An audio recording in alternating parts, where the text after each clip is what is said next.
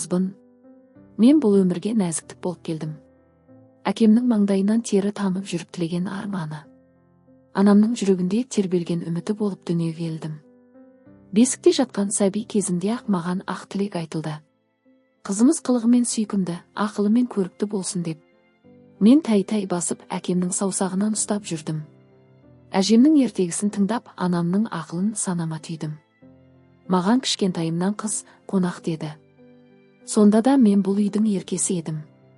Мектеп табалдырығын аттағанда жүрегімде үлкен арман болды.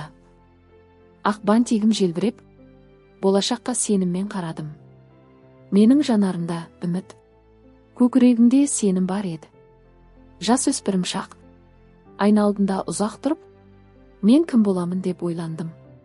Арманым асқақ, жолым алыс екенін сездім. Бірақ қыз баланың жолы тек арманмен өлшенбейді. Оған сабыр мен ақыл да керек екенін ұқтым. Бой жеттім. Жүрегімде алғашқы сезім бір жарды. Махаббаттың нәзік лебі жанымды тербетті. Сол кезде түсіндім. Қыз жүрегі терең теңіз. Ол әрі нәзік, әрі мықты. Келін болып түскен күнім. Балалықтың соңғы беті жабылған сәт еді. Ақ орамал таққанымда мойныма жауапкершілік артылғанын сездім. Бір әулеттің үмітіне айналдым. Ана болдым. Қолымда сәбиім жатқанда, өз анамның қадірін шын ұқтым. Түн ұйқымды төрт бөліп, жүрегімнің бөлшегін тербеттім. Сол кезде мен бұрынғыдан да күштірек болдым. Уақыт өтті. Шашыма ақ түсті. Бірақ жүрегімдегі мейірім сол күйі қалды.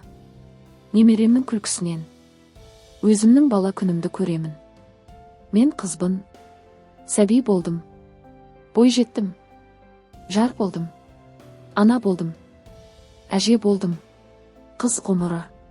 Нәзіктік пен төзімнің, махаббат пен жауапкершіліктің жолы. Мен бұл өмірге із қалдыру үшін келдім. Мейірім қалдыру үшін келдім. Өйткені қыз бір шаңырақтың шырағы ғана емес.